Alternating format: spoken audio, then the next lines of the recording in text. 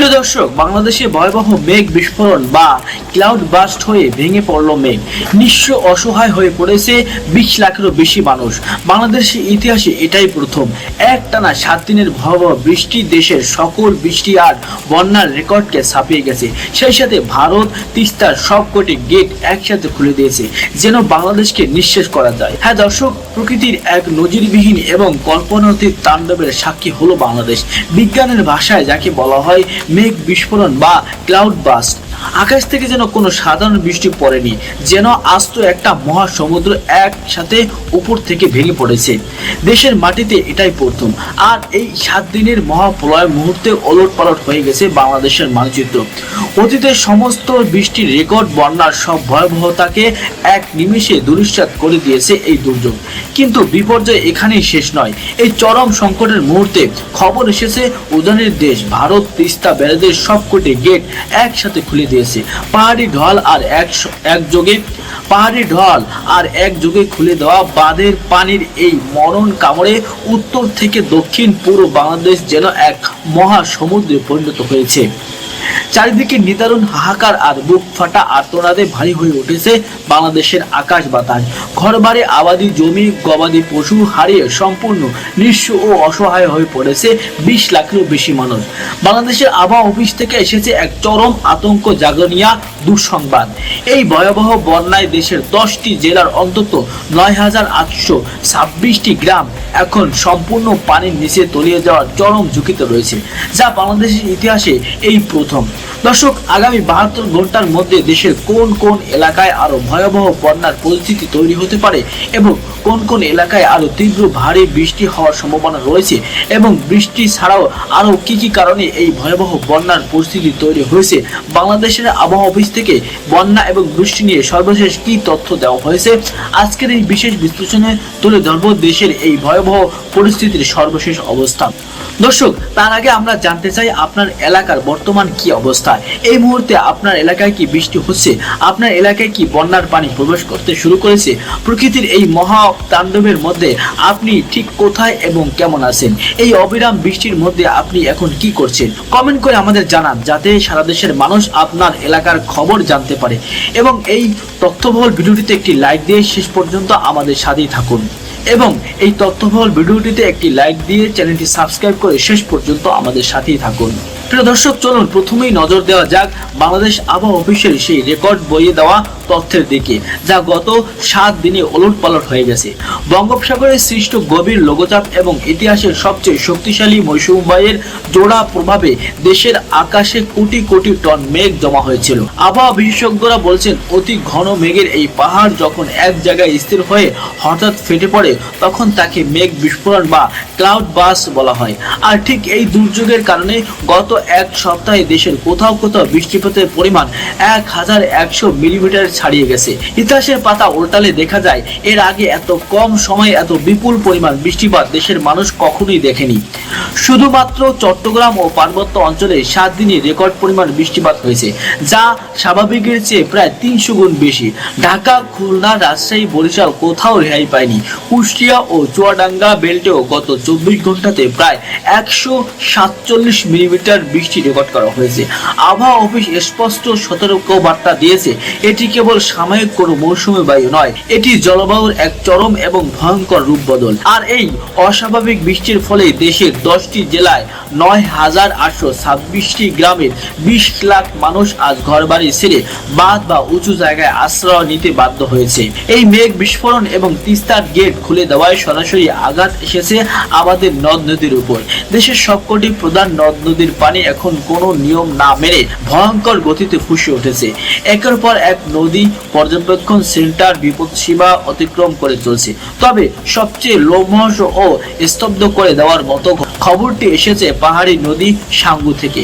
বান্দরবন পয়েন্টে সাঙ্গু নদীর পানি দেশের সমস্ত অতীত ইতিহাস উলটপালট করে দিয়ে বিপদসীমার রেকর্ড 201 সেন্টিমিটার অর্থাৎ 2.1 মিটার উপর দিয়ে প্রবাহিত হচ্ছে। ভেবে দেখুন, মাত্র 24 ঘন্টার ব্যবধানে একটি নদীর পানি কিভাবে 145 সেন্টিমিটারের বেশি বৃদ্ধি পেতে পারে। এটি শুধু বন্যা নয়, এটি যেন এক জলীয় সুনামি। শুধু কি সাঙ্গু, মাতামুহুরী নদী লামা পয়েন্টে বিপদসীমার 33 সেন্টিমিটার উপর দিয়ে বইছে। উত্তর পূর্বাঞ্চলের কুশিয়ারা নদী সুনামগঞ্জের মারুকলি পয়েন্টে 18 সেন্টিমিটার এবং সিলেটের শেফুগঞ্জে 10 সেন্টিমিটার উপর দিয়ে প্রবাহিত হচ্ছে। নদীর এই দানবীয় রূপ দেখে বিশেষজ্ঞরা বলছেন দেশের পানি নিষ্কাশন ব্যবস্থা আজ সম্পূর্ণ অচল। পানি যাওয়ার কোনো জায়গা নেই, তাই নদীগুলো এখন দানবের মতো গিলে খাচ্ছে চারপাশের লোকালয়কে। দর্শক, এবার আসা থাক সেই মূল প্রশ্নে, দেশের এই মহাপ্রলয়ঙ্কারী পরিস্থিতির জন্য কি শুধুই এই 7 দিনের বৃষ্টি বা মেঘ বিস্ফোরণ দায়ী? আপাতত দৃষ্টিতে তা মনে হলেও গভীর অনুসন্ধান করলে বেরিয়ে আসে এক চাঞ্চল্যকর তথ্য। আবহাওয়াবিদ ও নদী বিশ্লেষকরা বলছেন এই ভয়ঙ্কর জলমগ্নতার পিছনে বৃষ্টি ছাড়াও কাজ করছে আরো 3টি প্রধান ও বিধ্বংসী কারণ। প্রথমত, এই বন্যার সবচেয়ে বড় এবং মারাত্মক কারণ হলো ভারতের বাঁধগুলো একসঙ্গে খুলে দেওয়া। তিস্তার গজালডোবা ব্যারেজের সবকটি গেট একসঙ্গে খুলে দেওয়ায় মুহূর্তের মধ্যে লাখ লাখ কিউসেক পানি বাংলাদেশের উত্তরাঞ্চলে ধেয়ে এসেছে। ঠিক একইভাবে ডম্বুর বাঁধের পানি ধেয়ে এসেছে পূর্বাঞ্চলে।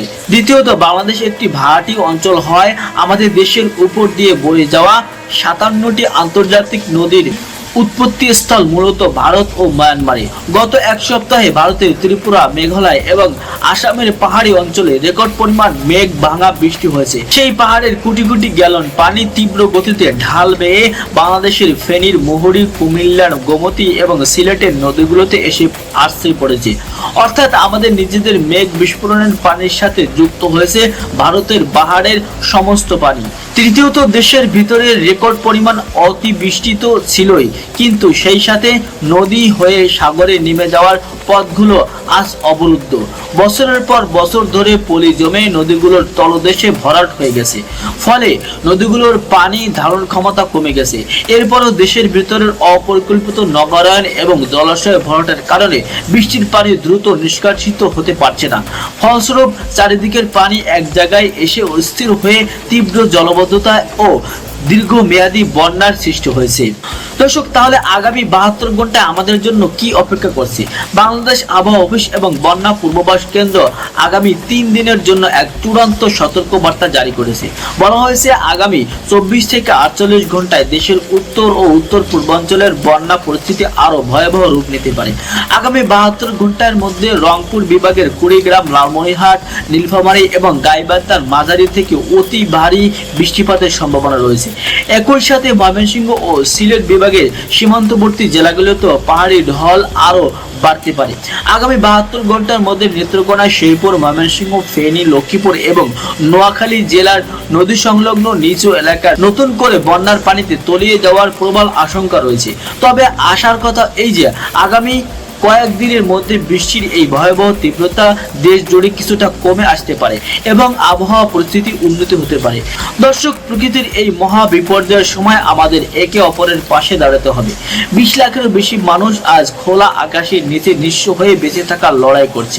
বন্যা কবলিত এলাকার ভাই বোনদের প্রতি অনুরোধ, পানি বাড়লে সময় নষ্ট না করে দ্রুত নিকটস্থ আশ্রয় কেন্দ্রে আশ্রয় নিন। শুকনো খাবার, দেশলাই বা বিশুদ্ধ পানি মজুত রাখুন।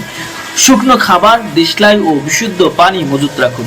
যে কোনো জরুরি উদ্ধার কাজের জন্য জাতীয় জরুরি সেবা কেন্দ্র 999-এ যোগাযোগ করুন। দর্শক, আসুন আমরা সবাই মিলে এই দুর্যোগে একে অপরের পাশে দাঁড়াই। আপনার এলাকার বর্তমান পরিস্থিতি আমাদের কমেন্ট করে জানাতে ভুলবেন না এবং ভিডিওটিতে একটি লাইক দিয়ে ফেসবুক এবং হোয়াটসঅ্যাপে বেশি বেশি শেয়ার করুন, যাতে সকলে সতর্ক থাকতে পারে এবং আবহাওয়ার সর্বশেষ আপডেট সবার আগে পেতে আমাদের ডেইলি বিডি নিউজ 24 চ্যানেলটি সাবস্ক্রাইব করে পাশে থাকা বেল বাটনটি অন করে রাখুন।